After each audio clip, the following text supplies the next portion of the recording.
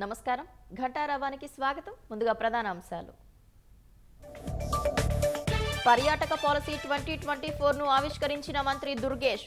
ఈ రంగంలో 25,000 కోట్ల పెట్టుబడులే లక్ష్యమని వెల్లడి.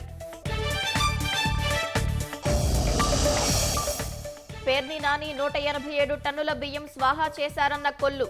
ప్రజలను దోచుకు తిని నీతి కబుర్లు చెబుతున్నారని ధ్వజం. అనంతపురం నగరపాలక సంస్థ సమావేశంలో రసాభాస. కబ్జాలపై కోఆప్షన్ సభ్యుడు వైసీపీ కార్పొరేటర్ మధ్య వాగ్వాదం. పోలవరం పునరావాస కాలనీల్లో కేంద్ర బృందం పర్యటన. R&R ప్యాకేజ్ అందలేదని నిర్వాసితుల గగ్గోలు.